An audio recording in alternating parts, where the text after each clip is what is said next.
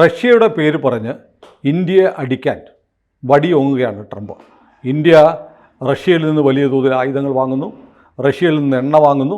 ഇങ്ങനെയൊക്കെ ചെയ്താൽ ഇന്ത്യയെ പാഠം പഠിപ്പിക്കുമെന്നാണ് ട്രംപ് പറയുന്നത്. അതോടൊപ്പം തന്നെ റഷ്യക്കെതിരെയും ട്രംപിൻ്റെ ഭീഷണിയുണ്ട്. ട്രംപിൻ്റെ ഭീഷണി എന്ന് പറഞ്ഞാൽ 2 ന്യൂക്ലിയർ, റഷ്യക്ക് 14 ന്യൂക്ലിയർ സബ്മറീൻസാണുള്ളത്. അതിൽ 2 എണ്ണം റഷ്യയെ ഉന്നം വെക്കാൻ വേണ്ടി വിട്ടിട്ടുണ്ട് എന്ന് ട്രംപ് വീമ്പിളക്കുന്നു. അതായത് റഷ്യയുടെ മുൻ പ്രസിഡൻറ്റും ദേശീയ സുരക്ഷാ കൗൺസിലിൻ്റെ ചെയർമാനുമായ മെദ്വദേവ് കഴിഞ്ഞ ദിവസം പറഞ്ഞു, അമേരിക്ക ഒരുപാട് കളിച്ചാൽ ഞങ്ങളുടെ അണുവായുധമുണ്ട് എന്ന് മറക്കരുത് എന്ന് പറഞ്ഞിരുന്നു നേരത്തെ. അപ്പോൾ റഷ്യ ഉക്രൈനുമായി ബന്ധപ്പെട്ട് അതെ പറഞ്ഞിരുന്നു, ഞങ്ങളുടെ കയ്യിലുണ്ട്. അമേരിക്ക ട്രംപ് ഒരുപാട് തുള്ളണ്ടെന്ന് പറഞ്ഞിട്ടുണ്ട്. അങ്ങനെ റഷ്യയും അമേരിക്കയും തമ്മിലുള്ള ബന്ധം അനുദിനം വഷളാവുകയാണ്. 50 ദിവസത്തിനകം യുദ്ധം തീർക്കണമെന്നാണ് ട്രംപ് പുട്ടിന് കൊടുത്ത അന്ത്യശാസനം. അത് 12 ദിവസമാക്കി പുടിൻ മൈൻഡ് ചെയ്യുന്നില്ല. അപ്പം മെദ്വദേവ് ഇങ്ങനെ പറയുന്നുണ്ടെങ്കിൽ അത് പുടിൻ അറിയാതെ ആവില്ല പറയുന്നത്. പുട്ടിന് വേണ്ടിയിട്ട് പുടിൻ മിണ്ടാതിരിക്കുന്നു, മെദ്വദേവ് സംസാരിക്കുന്നു. അപ്പോൾ ടെൻഷൻ ഉണ്ടായി വരികയാണ്, സംഘർഷം ഉണ്ടായി വരിക. അപ്പോൾ ഇന്ത്യക്കിട്ട് അമേരിക്ക റഷ്യയുടെ പേര് പറഞ്ഞ് പണിതാൽ റഷ്യ ഇന്ത്യയെ സഹായിക്കുമോ? റഷ്യക്ക് എങ്ങനെ സഹായിക്കാൻ പറ്റും? അതെന്താണെന്ന് വെച്ചാൽ ഈ നമ്മൾ റഷ്യയിൽ നിന്ന് എണ്ണ വാങ്ങുന്നു എന്ന് മാത്രമേ ആളുകൾക്ക് അറിയാവൂ. പക്ഷെ ഗുജറാത്തിൽ പഴയ ഒരു സ്വകാര്യ റിഫൈനറി ഇല്ലേ, നയാരയിൽ 46% എന്നാണ് എൻ്റെ ഓർമ്മ. 49% റഷ്യൻ കമ്പനി. അതെ, റഷ്യയുടെ ഷെയർ ഉണ്ട്, പങ്കാളിത്തമുണ്ട്. യൂറോപ്യൻ യൂണിയൻ ഇപ്പോൾ ആ കമ്പനിക്ക് നയാരക്ക് ഉപരോധം ഏർപ്പെടുത്തിയിട്ടുണ്ട്. അതെ, അപ്പം നയാര ഇടയ്ക്ക് റിലയൻസ് വാങ്ങിക്കാനുള്ള ചർച്ചകളൊക്കെ നടക്കുന്നുണ്ടായിരുന്നു. ചിലപ്പോൾ അങ്ങനെ വാങ്ങിച്ചേക്കാം. എന്നാലും അത്രയും സഹകരണം ഈ എണ്ണ ശുദ്ധീകരണശാലയിൽ പോലും നമുക്കുണ്ട്. പിന്നെ പിന്നെ റഷ്യയിൽ നിന്ന് ക്രൂഡ് കൊണ്ടുവന്നിട്ടല്ലേ അവിടെ ശുദ്ധീകരിക്കുന്നത്. ഇതൊക്കെ ചൈന ചെയ്യുന്നത് പോലെ റഷ്യയിൽ നിന്ന് നേരിട്ട് ഇങ്ങോട്ട് കൊണ്ടുവരണമെന്നില്ലല്ലോ, വേറെ എവിടെ നിന്നെങ്കിലും കൊണ്ടുവരാം. നമുക്ക് ഇവിടെ നിന്ന് ശുദ്ധീകരിച്ചിട്ട് വേറൊരു രാജ്യത്തേക്ക് അയച്ചിട്ട് അവിടുന്ന് യൂറോപ്പിലേക്ക്, നമ്മളിപ്പോൾ യൂറോപ്പിലേക്ക് അയക്കുന്നില്ലേ, റഷ്യയിൽ നിന്ന് എണ്ണ കൊണ്ടുവന്നിട്ട് ശുദ്ധീകരിച്ച്. ഈ പോളണ്ട് പോലെയുള്ള യൂറോപ്യൻ രാജ്യങ്ങൾ, നാറ്റോയിലുള്ള രാജ്യങ്ങളിൽ നമ്മുടെ എണ്ണ കിട്ടിയില്ലെങ്കിൽ വിറച്ച് ചത്തുപോകും. അതെ, അങ്ങനെയും നമുക്ക് ചെയ്യാം. അപ്പോൾ ഇപ്പോൾ സംഭവം എന്താണെന്ന് വെച്ച് കഴിഞ്ഞാൽ, കസാക്കിസ്ഥാൻ, പഴയ സോവിയറ്റ് യൂണിയൻ്റെ ഭാഗമായിരുന്ന കസാക്കിസ്ഥാനിലെ എണ്ണ പര്യവേഷണം, ഡ്രില്ലിങ്, എണ്ണ ഉൽപ്പാദനം, ശുദ്ധീകരണം ഇതൊക്കെ ചെയ്യുന്നത് അമേരിക്കൻ കമ്പനികളാണ്. ഇപ്പോൾ പാകിസ്ഥാനിൽ കനേഡിയൻ കമ്പനികളുണ്ട്, അമേരിക്കൻ കമ്പനിയും കൂടി വരും എന്നുള്ളതാണ് ട്രംപ് പറഞ്ഞതിൻ്റെ അർത്ഥം. അവിടെ ഓൾറെഡി കനേഡിയൻ കമ്പനികൾ, ഒരു അമേരിക്കൻ കമ്പനിയുണ്ട് അവിടെ. അപ്പോൾ ഇനി ട്രംപിൻ്റെ മക്കളാരെങ്കിലും ഈ എണ്ണ മേഖലയിൽ കാൽ വെക്കുന്നുണ്ടോ എന്ന് നമുക്കറിയില്ല. ക്രിപ്റ്റോ കറൻസി കച്ചവടത്തിലുണ്ട്. അപ്പോൾ കസാക്കിസ്ഥാനിൽ 2 അമേരിക്കൻ എണ്ണ ഭീമന്മാർ, ഷെവ്രോൺ പിന്നെ എക്സോൺ, EXSON, ഈ 2 കമ്പനികളാണ് ചെയ്തുകൊണ്ടിരിക്കുന്നത് ഈ എണ്ണയിലെ. ഒന്നാമത് ഇത് വലിയ ഇൻവെസ്റ്റ്മെൻറ്റ് വേണ്ടതാണ്. പാകിസ്ഥാന് തന്നെത്താനെ കാശില്ലാത്തത് കൊണ്ടാണ് അവിടെ, പിന്നെ ഇത് ഉള്ളത് ബലൂചിസ്ഥാനിലായതുകൊണ്ട് നിവൃത്തിയില്ല, വേറൊരു വഴിയില്ല. അപ്പം അങ്ങനെ കസാക്കിസ്ഥാനിൽ നിന്നുള്ള കാസ്പിയൻ പൈപ്പ് ലൈൻ കൺസോർഷ്യം ഈ അമേരിക്കൻ കമ്പനികളെല്ലാം കൂടി ചെയ്യുന്നത്. അവരുടെ പൈപ്പ് ലൈൻ പോകുന്നത് റഷ്യ വഴിയാണ്. യൂറോപ്പിലേക്കുമൊക്കെ എണ്ണ കൊടുക്കുന്നതും ഒക്കെ ഈ അമേരിക്കൻ കമ്പനികൾ ഈ റഷ്യയിൽ കൂടിയുള്ള പൈപ്പ് ലൈൻ വഴിയാണ്. ഈ പൈപ്പ് ലൈൻ റഷ്യ അടയ്ക്കും ഈ ഇന്ത്യക്കെതിരെ അമേരിക്ക നീങ്ങിയാൽ. അപ്പോൾ അമേരിക്കൻ കമ്പനികളുടെ ആപ്പീസ് പൊട്ടും, ഉൽപ്പാദനം ഇതൊക്കെ പൊട്ടിക്കെട്ടിയവർ അമേരിക്കയിലേക്ക് പോകേണ്ടി വരും. അപ്പോൾ ട്രംപിന് എതിരെയുള്ള ഉപരോധമായിട്ട് മാറും. കാരണം ഈ കമ്പനികൾക്കുണ്ടാകുന്ന നഷ്ടം വലിയ സമ്മർദ്ദമായി ട്രംപിൻ്റെ മുകളിൽ വരും. അക്കാര്യത്തിൽ ഒരു സംശയമില്ല. മറ്റേവർ സോറോസിനെ പോലെ നിൽക്കുന്ന ആളുകളൊന്നുമല്ല, അവർക്ക് കച്ചവടം നടക്കണം. അവർ ട്രംപിൻ്റെ ക്യാമ്പയിനും പൈസ കൊടുക്കുന്ന ആളുകളും ഒക്കെ ആയിരിക്കും. അപ്പം നേരത്തെ ഇറാൻ്റെ കാര്യത്തിൽ ഒരു ഭീഷണി ഉണ്ടായിരുന്നില്ല, ഹോർമോസ് സ്ട്രൈറ്റ് അവർ ക്ലോസ് ചെയ്ത് കഴിഞ്ഞാൽ രാജ്യാന്തര പ്രതിസന്ധി ഉണ്ടാകും എന്നുള്ളതൊക്കെ എന്ന് പറഞ്ഞതുപോലെ ഒരു ആഗോള ഊർജ പ്രതിസന്ധി റഷ്യക്ക് ഉണ്ടാക്കാൻ പറ്റും ഇന്ത്യക്കെതിരെ നീങ്ങിയാൽ. ആ ഭീഷണി ഉള്ളത് കൊണ്ടാണ് ഇപ്പോൾ വാർത്തകളിൽ ഇത് വരുന്നത്. അങ്ങനെ ഭീഷണി ഉണ്ടായിക്കഴിഞ്ഞാൽ യൂറോപ്പിൻ്റെ മുകളിൽ നിന്നും സമ്മർദ്ദം വരും. കാരണം യൂറോപ്പിലേക്കൊക്കെ ഇപ്പോൾ എണ്ണ പോകുന്നതും ഈ കാസ്പിയൻ ഓയിൽ കൺസോർഷ്യം വഴിയാണ്. അമേരിക്കൻ കമ്പനികൾ ഇങ്ങനെ എണ്ണ കൊടുത്തുകൊണ്ടിരിക്കുകയാണ്. ആ ഭീഷണി റഷ്യയുടെ നിലനിൽക്കുന്നുണ്ട്. അതുകൊണ്ട് ട്രംപ് ഈ ഇങ്ങനെ പുലമ്പുന്നത് അത് കടലാസിൽ മാത്രമേ നിൽക്കുകയുള്ളൂ. അതുകൊണ്ടാണ് ഇതൊക്കെ അറിയാവുന്നത് കൊണ്ടാണ് മോദി പ്രതികരിച്ചിട്ടൊക്കെ ഉണ്ട്. കഴിഞ്ഞ ദിവസം പ്രതികരിച്ചിട്ടുണ്ട്. അമേരിക്കയുടെ പേര് പറഞ്ഞില്ല എന്ന് മാത്രമേ ഉള്ളൂ. നമുക്ക് വേറെ വഴികളുണ്ട് എന്നുള്ളത് മോദി ഇന്നലെ പറഞ്ഞില്ല. നമ്മുടെ പുരി പറഞ്ഞല്ലോ, പെട്രോളിയം സഹമന്ത്രി, പണ്ട് 26 കമ്പനി, ഇപ്പം നമ്മൾ 40 കമ്പനി ഞങ്ങൾ എണ്ണ വാങ്ങുന്നുണ്ട്, നമ്മളെ ഒന്നും ബാധിക്കില്ല. അത് മാത്രമല്ല, മോദി അതിശക്തമായ ഒരു തിരിച്ചടി കൊടുത്തിട്ടുണ്ട്. F-35 വിമാനങ്ങൾ നമുക്ക് ഓഫർ ചെയ്താണ് ഫെബ്രുവരിയിൽ അമേരിക്കയിൽ മോദി എത്തിയപ്പോൾ. മോദിയോട് നേരിട്ട് ട്രംപ് പറഞ്ഞതാണ്.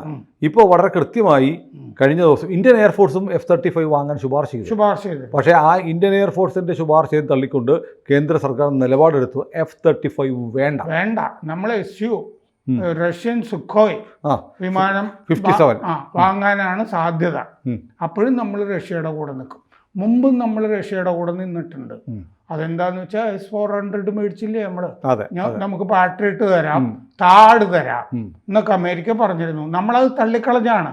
താട് തന്നാൽ സ്വിച്ച് അവൻ്റെ ആയിരിക്കും. നമ്മൾ ആവശ്യപ്പെടുമ്പോൾ ഉപയോഗിക്കാൻ പറ്റത്തില്ല. അന്ന് അമേരിക്ക പറഞ്ഞതാണ് നമുക്കെതിരെ ഉപരോധം ഏർപ്പെടുത്തുന്നത്. എന്നിട്ട് എന്തായി എന്ന് പറഞ്ഞതുപോലെ മറ്റേ പാണ്ഡൻ നായയുടെ പല്ലിന് ശൗര്യം പണ്ടേ പോലെ ബലിക്കുന്നില്ല എന്ന് പറഞ്ഞ സ്ഥലത്തെ ട്രംപ് നിൽക്കുകയുള്ളൂ. ഒന്നാമത് കഴിഞ്ഞ ദിവസം നമ്മുടെ ചർച്ചയിൽ ഞാൻ പറയാൻ വിട്ടുപോയൊരു കാര്യം, ഈ അമേരിക്ക വലിയ കടത്തിലാണ്. American treasury ബോണ്ടുകളുണ്ട്, കടപ്പത്രം. ആ കടപ്പത്രം വാങ്ങിച്ചിരിക്കുന്നത് ലോകത്തിലെ പ്രധാനമായിട്ടും 2 രാജ്യങ്ങളാണ്, ചൈനയും ജപ്പാനും. ചൈനയും ജപ്പാനും ശതകോടികൾ ഇൻവെസ്റ്റ് ചെയ്തിരിക്കുന്നത് അമേരിക്കൻ ട്രഷറി ബോണ്ടുകളിലാണ്.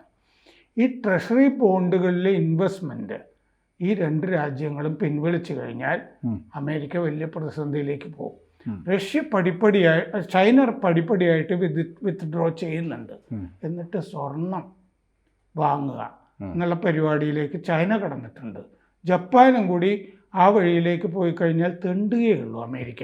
കാരണം ഡോളർ ആഗോള തരത്തിൽ കൈമാറുന്ന കറൻസി ആയതുകൊണ്ടാണ് ഈ ട്രഷറി ബോണ്ടുകളിൽ ഇൻവെസ്റ്റ് ചെയ്തിരിക്കുന്നത്. പലിശ കിട്ടും എന്നുള്ളത് കൊണ്ട്. പക്ഷെ അവിടെ ഫെഡറൽ പലിശ കുറയ്ക്കുന്നതനുസരിച്ചിട്ട് ഇതും ഈ ട്രഷറി ബോണ്ടിലെ പലിശയും കുറയും. അതുകൊണ്ടാണ് ചൈനയൊക്കെ അതിൽ നിന്ന് വിത്ത്ഡ്രോ ചെയ്ത് ഇപ്പോൾ പടിപ്പടിയായിട്ട് പോയി സ്വർണത്തിൽ ഇൻവെസ്റ്റ് ചെയ്തുകൊണ്ടിരിക്കുന്നത്.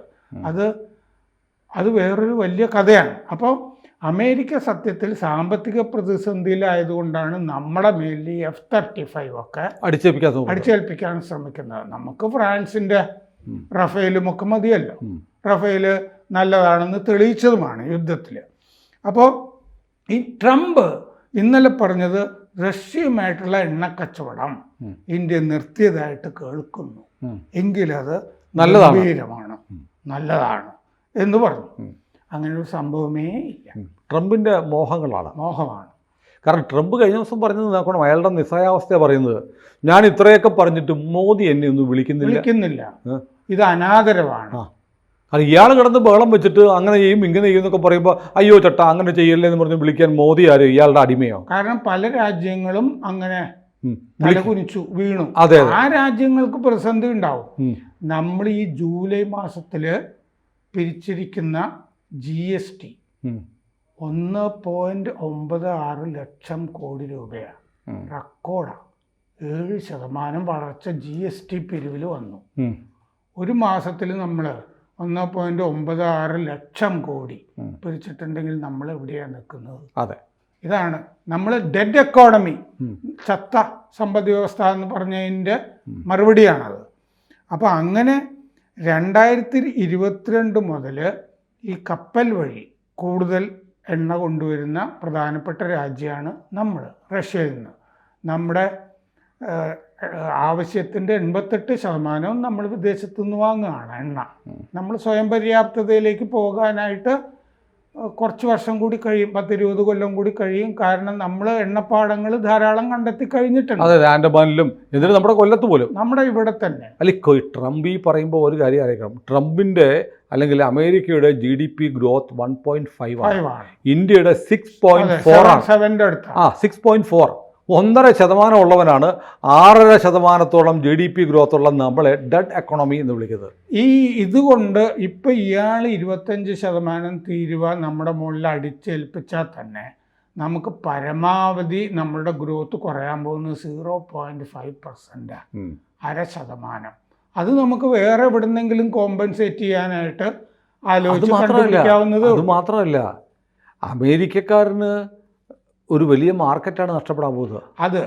അതുപോലെ തന്നെ ഈ നമുക്ക് സത്യത്തിൽ ആ 0.5% നഷ്ടം വരുന്നത് ഞാൻ കരുതുന്നില്ല. കാരണം എന്താണെന്ന് വെച്ചാൽ നമ്മൾ റഷ്യയിൽ നിന്ന് എണ്ണ വാങ്ങുന്നത് ബാരലിന് $60. $64. അതെ, അപ്പോൾ $60 എന്ന് വിചാരിച്ചാൽ തന്നെ അതിൻ്റെ അകത്ത് നമ്മൾ റഷ്യയിൽ നിന്ന് വാങ്ങണ്ടെന്ന് വിചാരിച്ചാൽ ബാരലിന് കൂടുതൽ വില കൊടുത്ത് വാങ്ങിക്കേണ്ടി വരില്ലേ? അതെ. അപ്പോൾ റഷ്യയിൽ നിന്ന് വാങ്ങുന്ന ഇത് കൊണ്ട് ആ 0.5% എന്ന് പറഞ്ഞത് പോലും ഒരു കാര്യമില്ലാതെ വരും. കാരണം നമ്മൾ റഷ്യയിൽ നിന്ന് തന്നെ വാങ്ങിച്ചുകൊണ്ടിരിക്കുക. അപ്പോൾ നമുക്ക് ചീപ്പായിട്ട് ചിലപ്പോൾ റഷ്യയായിട്ട് നെഗോഷിയേറ്റ് ചെയ്താൽ, റഷ്യയിൽ നിന്ന് നമ്മൾ വാങ്ങുന്ന യുക്രൈൻ യുദ്ധം വന്നപ്പോൾ ഉപരോധം ഏർപ്പെടുത്തി. അല്ലെങ്കിൽ നമ്മൾ റഷ്യയിൽ നിന്ന് ഇങ്ങനെ ഇത്രയും വാങ്ങിയിരുന്നില്ല. കുറഞ്ഞ വിലക്ക് കിട്ടുന്നു, നമ്മൾ അപ്പോൾ വാങ്ങുന്നു. നമ്മൾ ഉത്തരം പറഞ്ഞിരിക്കുന്നത് മറ്റേ കഴിഞ്ഞ ദിവസം നമ്മുടെ രൺധീർ ജയ്സ്വാൾ വിദേശകാര്യ വക്താവ് പറഞ്ഞിരിക്കുന്നത്, നമ്മൾ വില നോക്കിയും ആഗോള വിപണി നോക്കിയും നമ്മുടെ സൗകര്യം നോക്കിയുമാണ് ഇത് ചെയ്യുന്നത്. നമ്മുടെ വിദേശ നയം എണ്ണയുടെ കാര്യത്തിൽ അത് തന്നെയായിരിക്കും. നമ്മൾ ആഗോള വിപണിയിലെ മാറ്റങ്ങൾ എങ്ങനെ എന്ന് നോക്കിയാണ് നമ്മൾ പെരുമാറുക എന്ന് നമ്മൾ പറഞ്ഞു. അല്ല, ഇന്ത്യ എടുക്കുന്ന നിലപാടിൽ നമുക്ക് ഓരോരുത്തർക്കും അഭിമാനമാണ്. അതുകൊണ്ടാണ് ട്രംപ് പറയുന്നത്, മോദി ഇത്രയൊക്കെ ഞാൻ പറഞ്ഞിട്ട് മോദി എന്നും വിളിച്ചു പോലുമില്ല. അങ്ങനെ ഒരു തൻ്റെ ഇടമുള്ള പ്രധാനമന്ത്രി രാജ്യത്തുണ്ടായിരിക്കുന്നു എന്നുള്ളത് ഓരോ ഭാരതീയനും അഭിമാനം നൽകുന്ന വസ്തുതയാണ്. അപ്പം നമ്മൾ മൻമോഹൻ സിംഗിനെ പറ്റി ആലോചിക്കണം. പണ്ട് തലകുനിച്ചിട്ട് കാലിൽ സാഷ്ടാംഗം പ്രണമിച്ചിട്ടാണ് ആണവ ഉടമ്പടിയിൽ ഒപ്പുവെക്കാൻ പോയത്. കൂടുതൽ വാർത്തകളും വിശേഷങ്ങളും നിങ്ങളിലേക്ക് എത്താൻ ABC മലയാളം സബ്സ്ക്രൈബ് ചെയ്യുക, ബെൽ ബട്ടണും അമർത്തുക.